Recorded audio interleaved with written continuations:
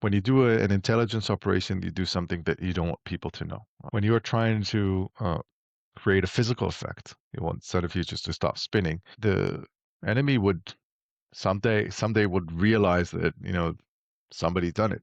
And I think that throughout the years, the total success of these campaigns was significant, and this went on for years. Can you take me back?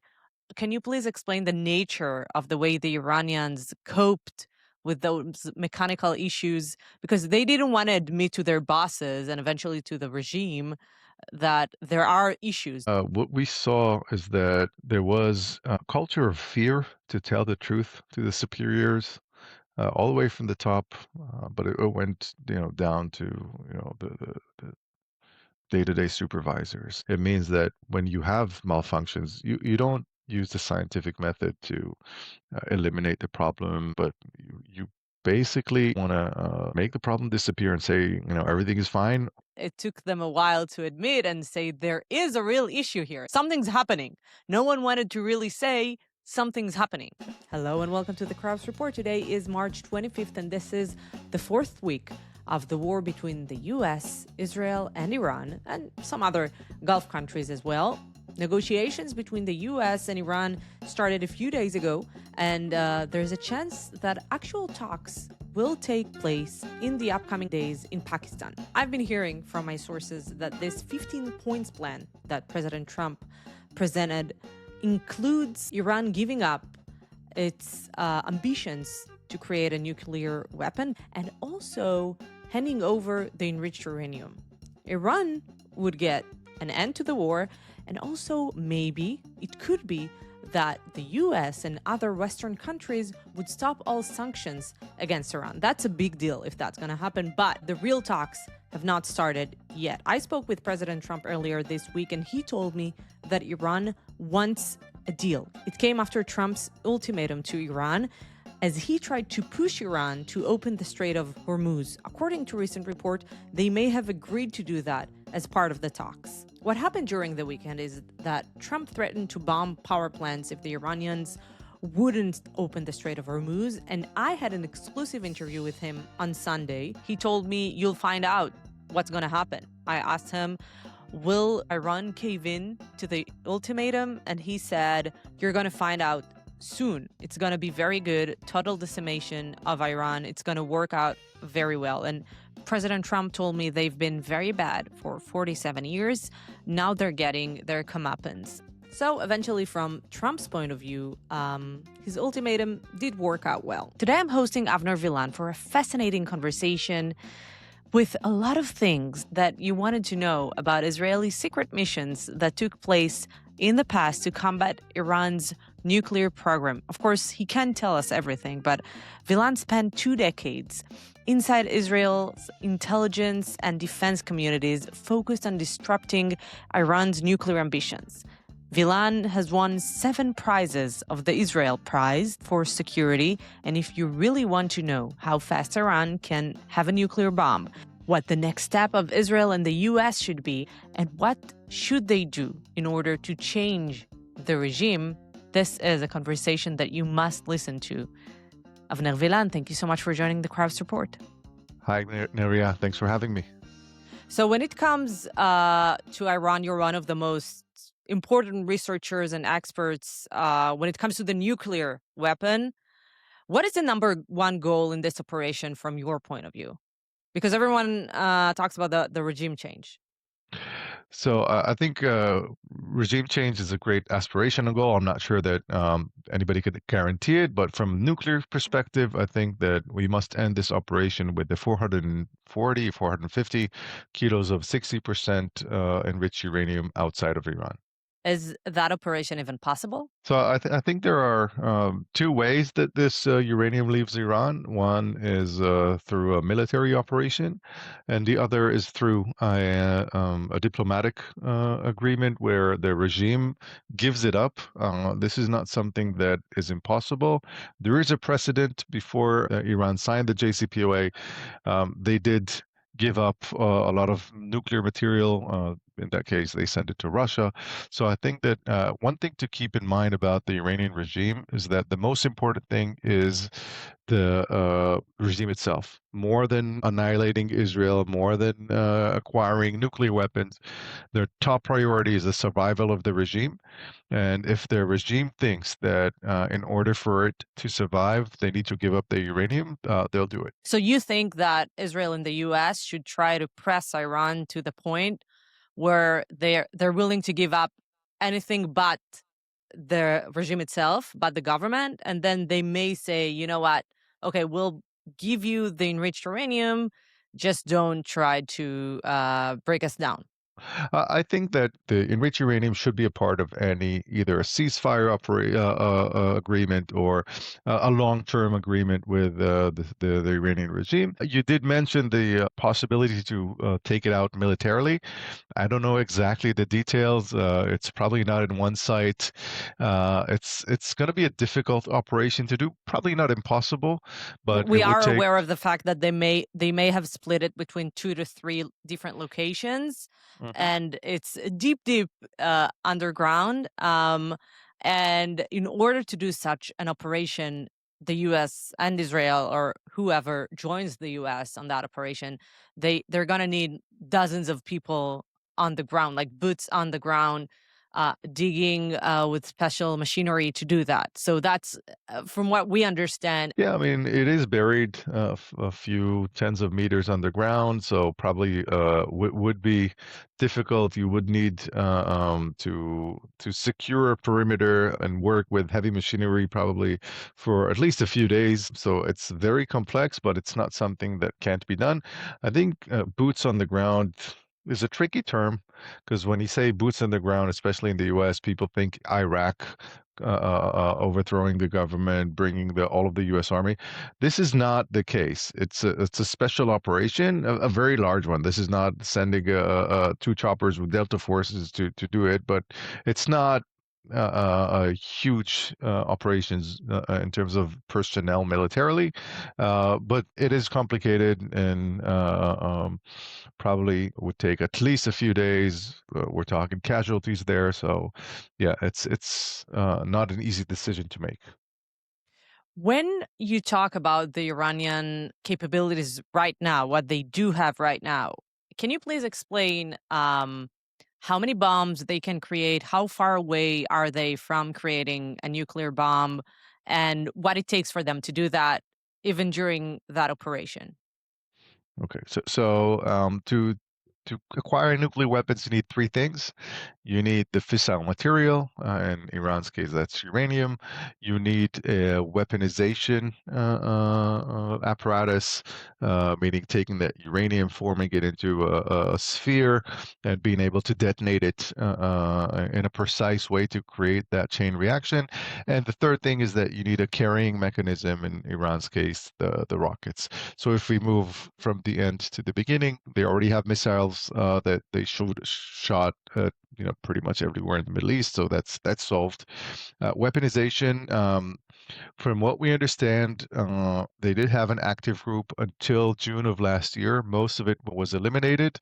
However, this is something that could fairly easily be concealed. They need equipment, but it's hard to track.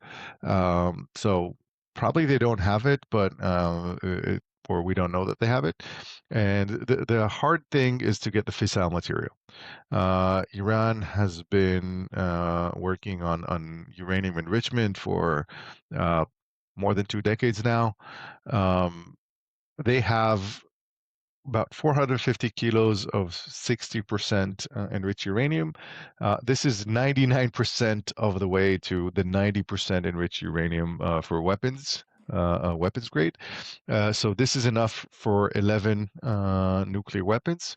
However, they do not have an active enrichment facility. They had two of them, one in Natanz, one in Fordow, that were hit during the June operation, and they never brought them back up.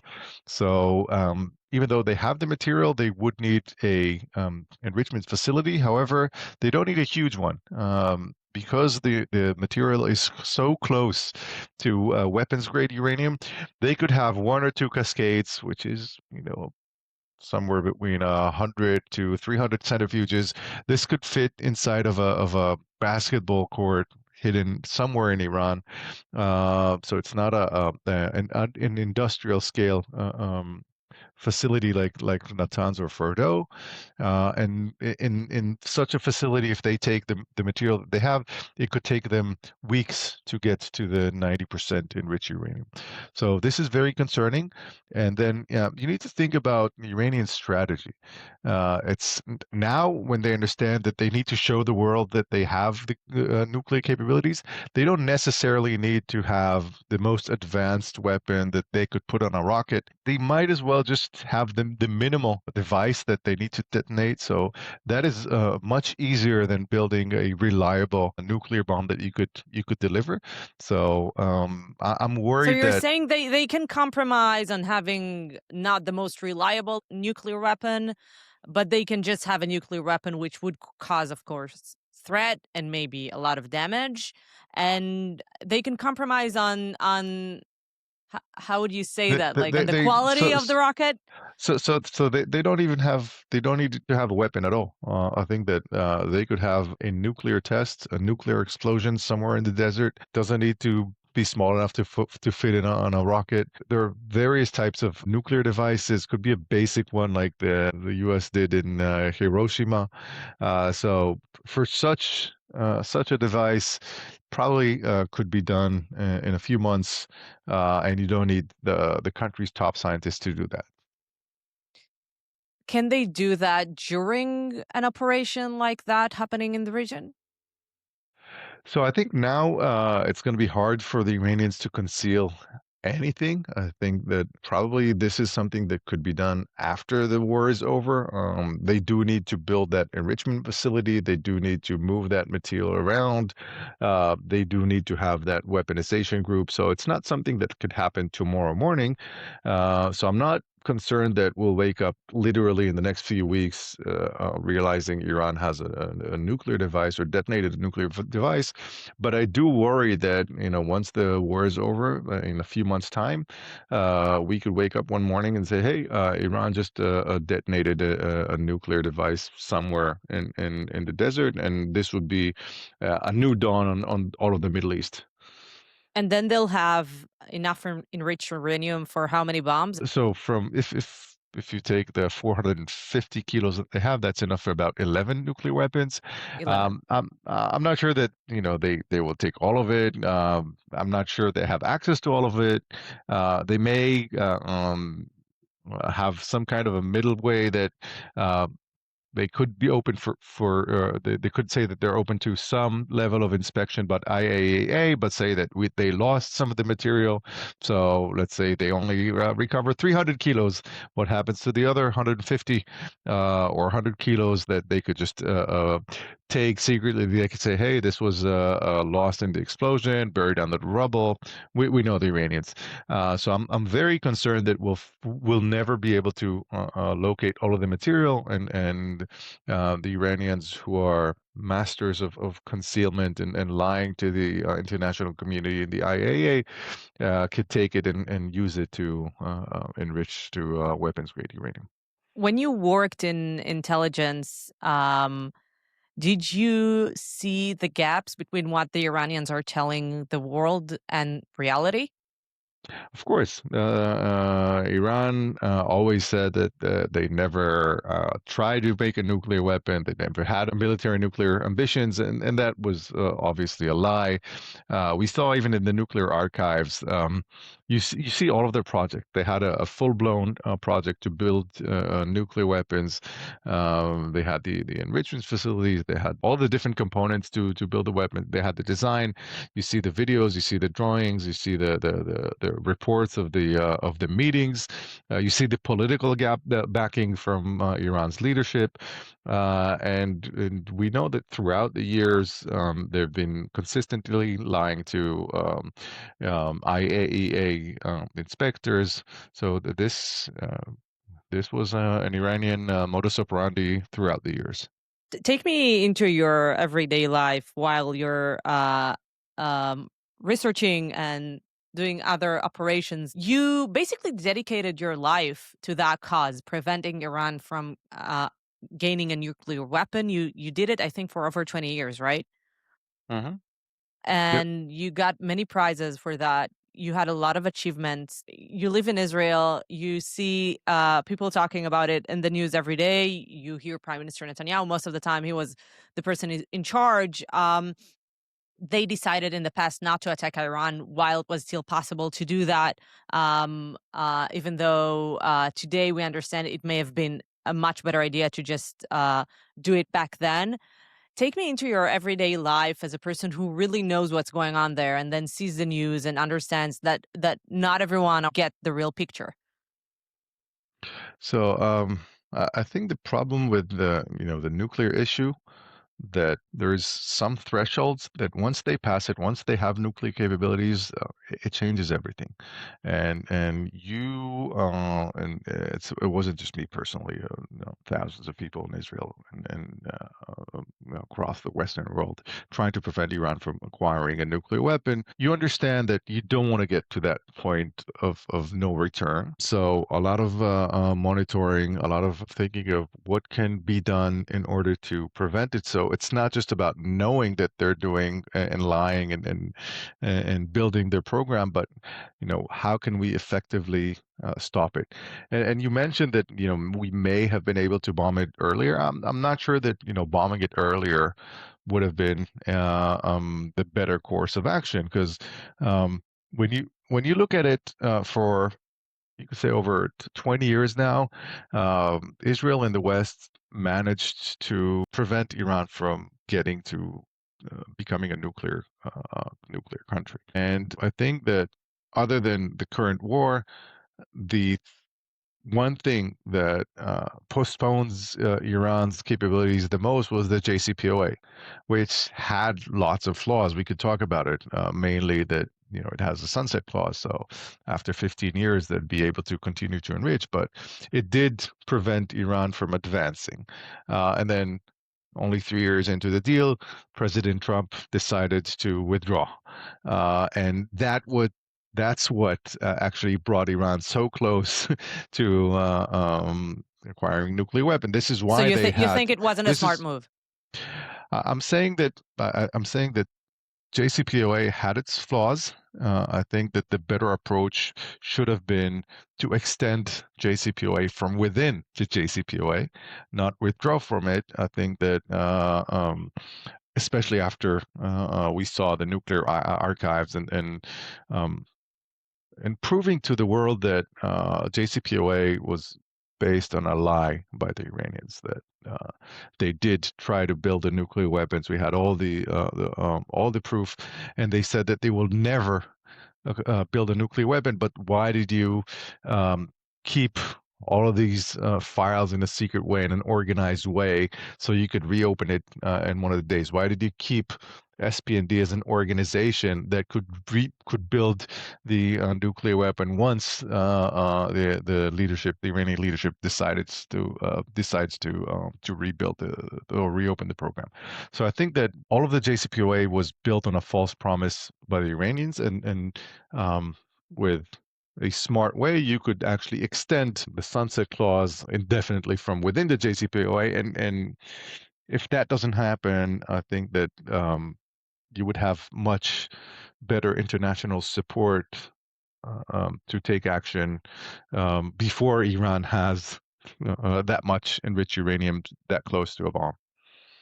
I think we And were lucky. We were lucky that all of the circumstances enabled us to attack Iran in June, because in the month leading up to June, Iran took its 20% stockpile and converted it to 60%, which has no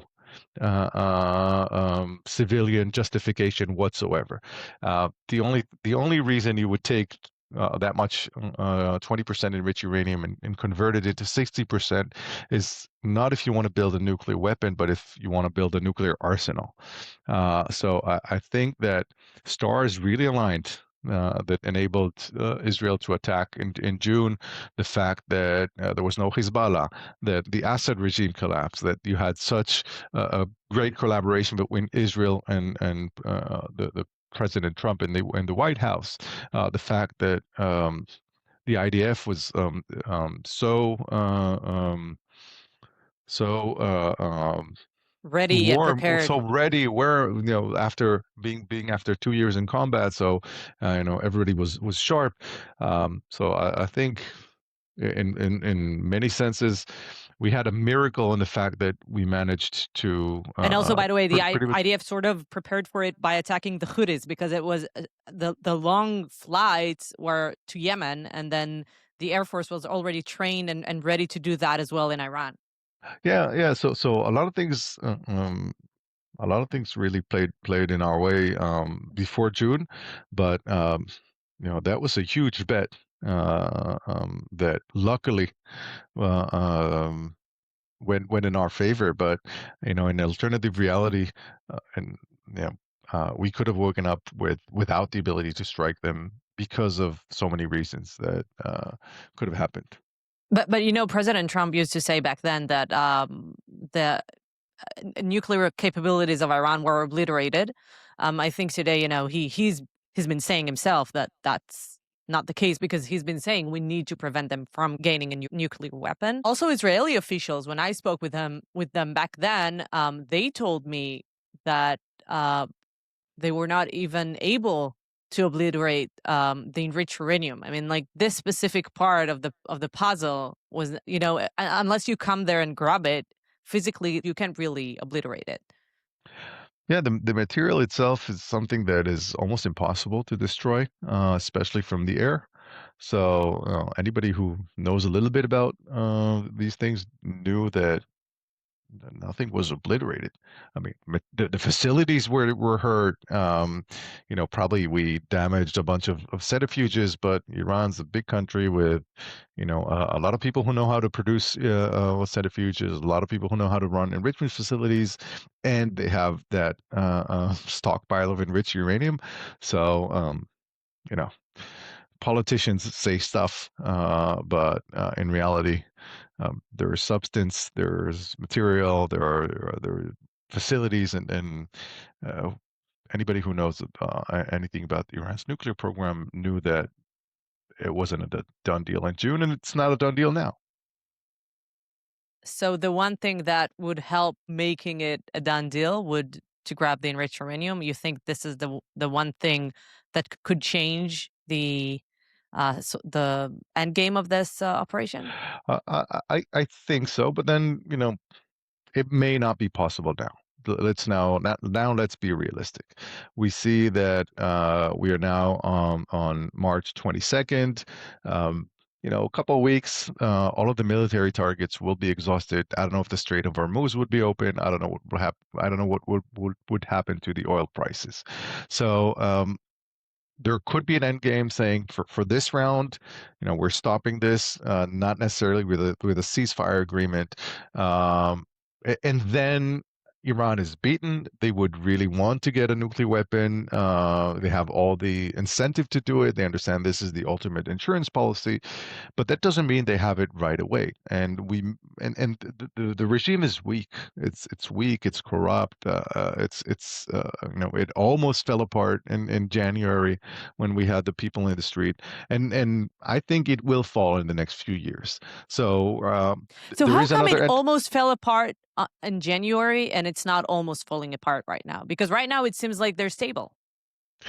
Well, I think that situation has changed. I think that what happened now is that because of the war, because of the attack on the regime, all of the regime supporters, and it's a lot. I don't know if it's 15% or 20 or 30%, but we're still talking about millions of people within Iran, really rallied around the flag, and they understood that this is, a battle for the death, and the fact that we eliminated Khamenei, father, was something that really united them, and they're really focused on preserving themselves. Whereas, in January, you had a lot of people who were saying, well, there are blackouts in Tehran on a daily basis. There is a huge water crisis. The rial is worthless. So where is this going? And now, when there is an external threat, everybody's uniting. Mm. So maybe the what we need is now to finish this round. Could be in 2 3 weeks. I don't care. Just finish your military target, hit whatever you can with the ballistic missiles. That's great. But then, if we understand that we can't topple the regime now and we can't get the uranium, but there's no ceasefire agreement, then maybe we need another phase of maximum pressure on the Iranian regime, maximum support for the Iranian people, military strikes whenever we need to target something, intense intelligence monitoring of especially the enriched uranium, but not only everything that is related to the reconstruction of their missile programs and of course anything around nuclear capabilities. And the regime may fall, or we may need to go to another round in a few years. But realize that we're reaching a limit of what can be done now militarily, So and I think you're saying basically we need a small break from this operation. Let's try and do as much positive damage as we can to their military capabilities. Let's take a break, allow the Iranian people to reunite again, and go take it to the streets, and then maybe go back again, the U.S. and Israel. I think that, generally speaking, yes, it could take many turns, but we need to understand that uh, this round may not end in a total victory. I I mean, I don't think that the U.S. Is willing to go all the way now. Maybe they are. Are they willing to attack Iran's oil production capabilities? I don't know. Are they willing As a to? person who knows how the Iranians think, the regime, do you think that they will seize that break in fighting in order to create a nuclear bomb, or at least do this experiment that you spoke about? I think that their path to a nuclear weapon is not that easy. They need to do it and get away with it. They do see the level of the intelligence penetration to Iran. So I think they'll try to do it. They may try to buy a nuclear warhead from North Korea. I don't know. I mean, they have multiple Is paths. that a possibility? Yeah, why not? Technically, yeah. Yeah, I mean, the North Koreans almost managed to build a nuclear reactor in Syria in 2007, which is much harder than just selling a warhead. So, yeah, I'd be worried about that. So I think that generally speaking, uh, there will be a moment in time, probably not too long from now, that President Trump will need to make a call after exhausting all of the military targets. Um, does he want to push forward to collapse the regime, hurt their oil infrastructure, maybe even boots on the ground to support that regime change, or saying, hey, we've exhausted this part and um, let nature take its course in Iran. Let the Iranian people have the opportunity to take over the regime. May not happen now. May take a few months. Maybe take a few years. And we'll be on them. So you know, is it? Does it mean that it wasn't justified to start the war now? I don't know. I mean, I see the war in June and this war as the same. It's the same war. It's not two different things. And in June, they really tried to acquire a nuclear weapon, or at least they made a very disturbing progress towards it. So right now, I think that it's Iran is much weaker than it was, and I think it's a good thing. And all of the Shiite access uh, um, is much weaker than what it was before October 7th, and before and after the months following it. So, but this doesn't mean that it will definitely end up with a total victory, assuming that you don't want to send the U.S. Army to did what they've done in Iraq and overthrow the government with boots on the ground. Let's go a little bit back in time. I've been reading your very, very interesting tweets on X. Unfortunately, the people who listen to us can't really read them unless they want to Google Translate it. So I advise Yes. on doing that. And you're um, telling some anecdotes there, of course, whatever you can tell. You're trying to keep whatever needs to stay as a secret, so you're trying to keep it that way, but you are sharing some stories, and I think one of the most interesting things that I've read in the past 3 weeks was your tweet explaining that point in time when the Iranians understood that maybe all of these malfunctions in their systems are not just like technical issues. Maybe someone is involved. Can you take me to back to those days when Israel started, according to foreign reports, started to try and harm the Iranian nuclear program? Technically. So it's not a secret that throughout the years, starting in President Bush's time, and then going to the Obama's administration, Israel and the U.S. tried to delay Iran's nuclear program in various ways, including technical sabotages, to postpone their advancement. So their main project, well, their uranium enrichment project, with these same facilities that we're talking about today in Natanz, in Fordo, a big campaign targeting Iran's enrichment program. Um, some of it was exposed, and that's the nature of these things. When you do an intelligence operation, you do something that you don't want people to know. You want to get the information, but you don't want people to know. When you're trying to create a physical effect, you want centrifuges to stop spinning. The enemy would someday would realize that somebody done it. Uh, whether they find a piece of software or they find a piece of hardware hidden somewhere.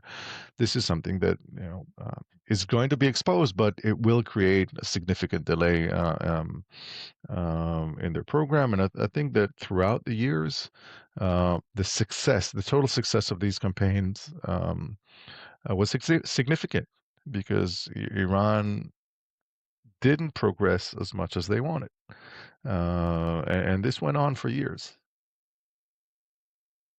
And you described the situation within the nuclear program where different people didn't want to say that they had technical issues. Mhm. Um, can you take me back? Can you please explain the nature of the way the Iranians coped with those mechanical issues? Because they didn't want to admit to their bosses and eventually to the regime that there are issues. So it took them a while to connect the dots, basically. Yeah, so I think that what we saw is that there was a culture of fear to tell the truth to the superiors, all the way from the top, but it went down to the day-to-day supervisors. So when you have a culture of you have yes men who just want to satisfy whatever the bosses want to hear. It means that when you have malfunctions, you don't use the scientific method to eliminate the problem and realize what happened, what could be the causes, but you basically either want to make the problem disappear and say, everything is fine, or it's a blame game saying, it's not me, it's not, I'm not connected to it. And when you have that kind of culture, this could actually extend significantly the amount of time it takes to solve these issues. And also, it And was really good for Israel that it took them a while to admit and say there is a real issue here. It's not just like a small thing. Something's happening. No one wanted to really say something's happening. Right, and if everything is always peachy creamy and everything's good and we obliterate everything and we're always winning and we're always making progress, then when reality strikes, it's much harder to recover. And I think this is human nature. It's not necessarily for Iran. This is, maybe true for totalitarian governments. And, we've seen it happening in Iran for years. And it worked in our favor. But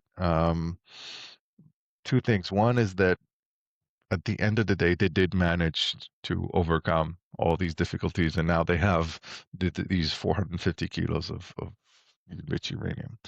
Um, and second, I'm looking at the Iranians, but thinking about other countries, and what kind of culture do we want? Can we say the truth? Can we say the inconvenient truths about, you know, the reality, about the progress of war, about the progress of whatever we're doing, or do we just want to say what our leaders want to hear?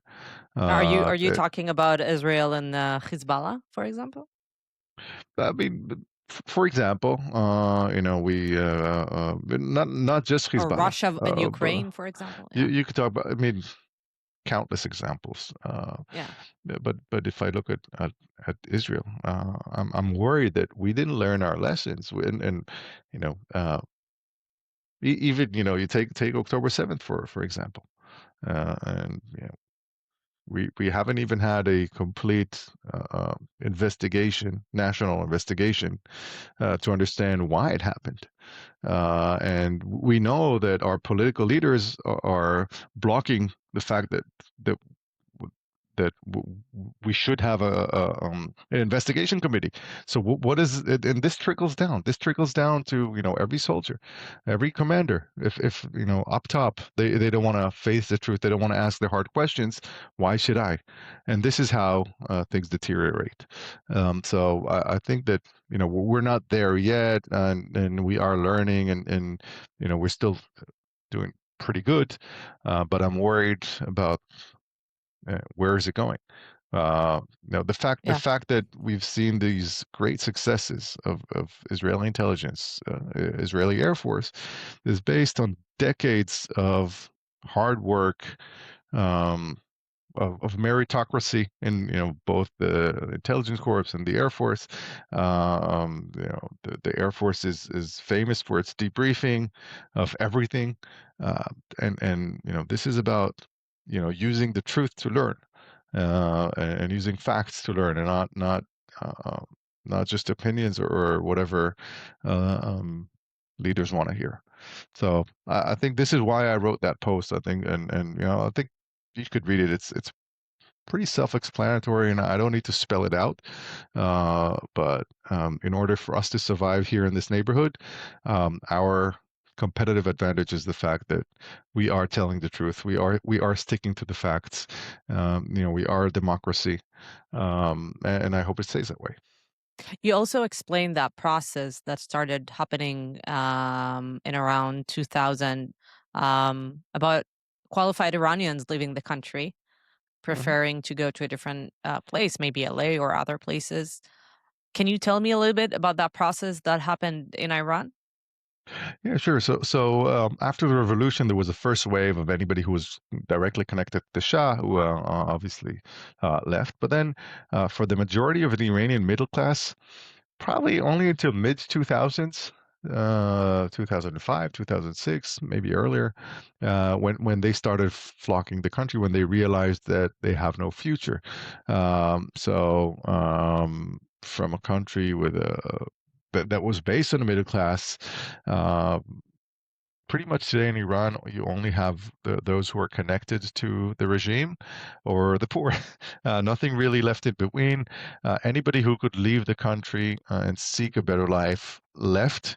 And this is a process that takes decades, but it creates a downward spiral because once, all of your elite leaves the country, then you can't really recover because whoever's left is, you don't have enough money from taxes, and you don't have the necessary foundation in terms of education and all of the social infrastructure to support this progress.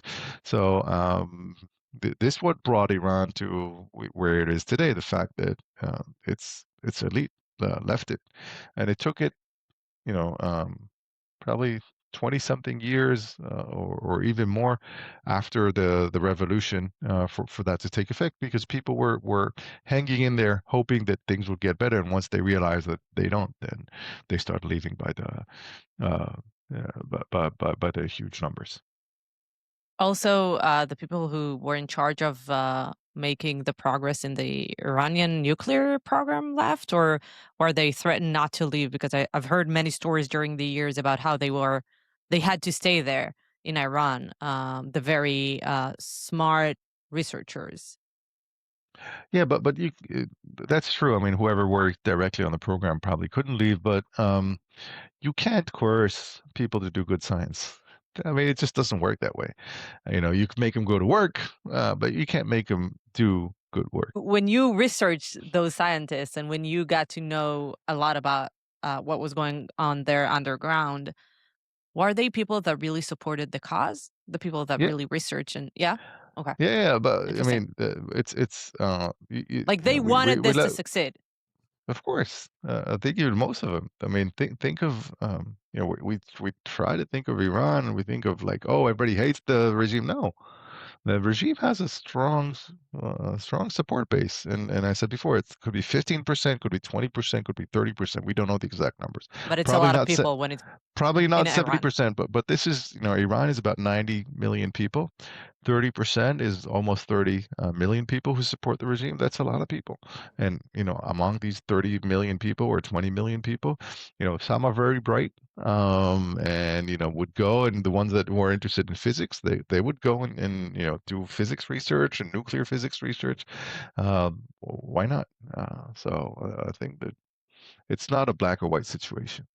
Before we get to talking about the end game, when you see that operation going on, do you feel some kind of FOMO not No, being I mean, there? No? no, no, I've moved on. Yeah. I think that, this is maybe, this is maybe related to, my philosophy about the, Iran problem. I think that, it's a tough problem that there's no silver bullet that would solve it other than the regime falling, or the regime collapsing. And it would happen one day. I'm very optimistic that I'll be able to take my Israeli passport and visit, all these places in Tehran and Really? Isfahan, and yeah, and it will happen. I've had my shares. My friend had their shares, and then you have new people working in the Iran files, and sometime we will succeed in the regime falling, but now I've moved on. You have other good people who are handling the Iran case in Israel and the U.S. and all over the world.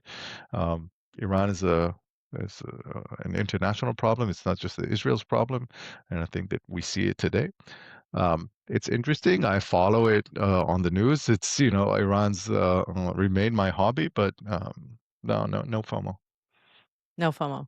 When No. you researched and digged into the Iranian program, did you get to also learn about their culture? We do have some Persian Jews in Israel, so we know about their great food and stuff. But is this something that you need to do as a part of you researching the Iranian nuclear program in order to understand their way of living, their way of thinking? I think that, yeah, I think that, when you look at complex problems, you need to look at them holistically. So yeah, I don't speak Farsi, but I've talked to a lot of Persian natives, and their different holidays, the different beliefs, a little bit of Shia that you need to understand. So it's you need to understand it in order to I wouldn't say that I understand the way that they think, because I don't. But I'm more used to it, or I'm able to think of different aspects that that help me realize, the way that they think. And also, this is a very proud nation. They have, almost 3,000 years of history. There is a healthy nationalism in Iran.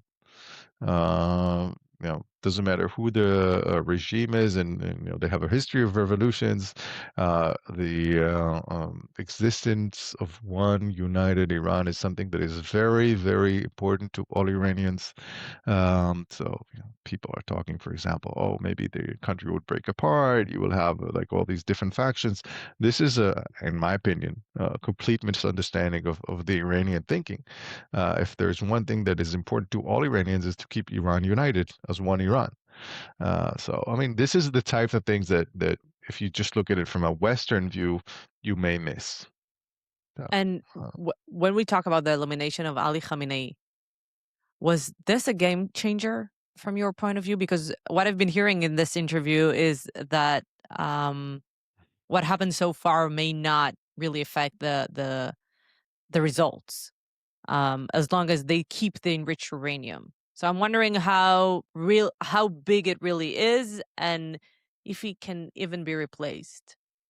Ali Khamenei was 86-year-old and sick. He would have died eventually. Um, in many senses, he was a figure who held Iran together.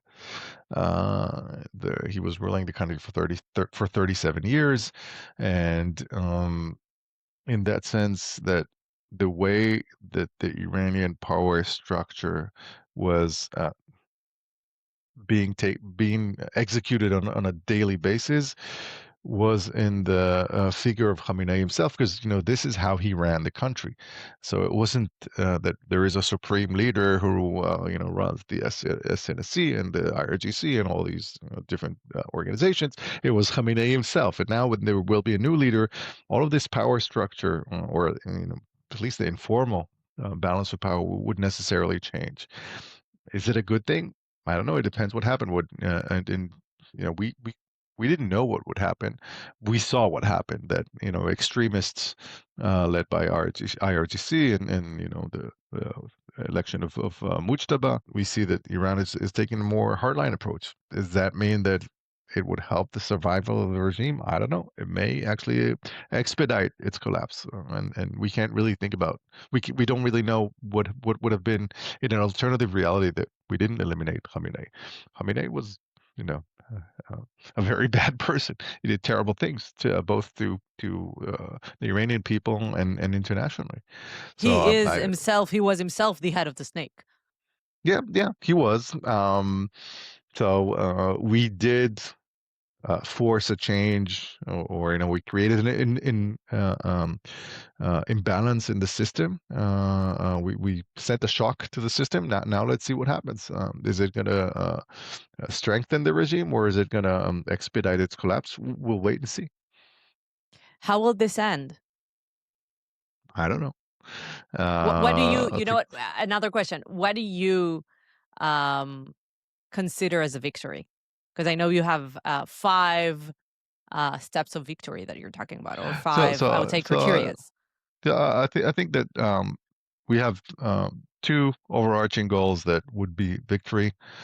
First and foremost, regime change. If that happens, that's great. Total victory. Yeah. That is a total victory. The other is, if we can't change the regime, at least the uranium needs to be out of Iran. if that doesn't happen, militarily, we need to strike them. The five metrics that I'm saying that I mentioned, and I could talk about them, are things that we know that if these are happening, then the power shifts from Iranian side to the U.S. or Israeli side, which is Strait of Hormuz. Is it open or closed? Can Iran still shoot missiles at the entire area and disrupt severely the way of life? Oil prices. Are they controlled or are they or they continue to soar? Regime stability. Do we see still cohesion among the ranks of the regime, or do we start to see cracks? So it could be a sign of regime change. And lastly, or is the regime willing to make concessions specifically around the uranium, but are they open to some kind of Negotiate. negotiations? Once we see these metrics turning from red to green, we'll know that Iran is losing the war of attrition, because right now the Iranian strategy is to buy time. They'll say, okay, we can't compete militarily with the U.S., but we can close the Strait of Hormuz. We could still shoot missiles at the entire area, so disrupt the economic way of life, and time is on our side. We have the resistance economy. We could live forever on pita bread and olive oil. U.S. can't. U.S. needs the oil prices. That's the Iranian strategy. But if these five metrics turn green, it means that time is not on Iran's side. If you had to give one advice to President Trump, or if you had one thing to tell him, what would it be at this point? Think, how do you want to end it? And make sure that you don't get dragged into the war of attrition by the Iranians. I think you need to continue to take the initiative, and even if the Iranian issue is not solved at this point, that's okay. The regime in the medium and long term is weak and corrupt, and you may need to let go for it to collapse on its own. Very interesting. Avner Vilan, thank you so much for this fascinating conversation. It was so interesting, and I think we got a glimpse into what really went on behind the scenes, and also what we should all hope for, and what the targets should really be. Thank you so much. Thank you, Neria. Thank you so much for joining the Kraus Report. If you like this episode, click subscribe and join us.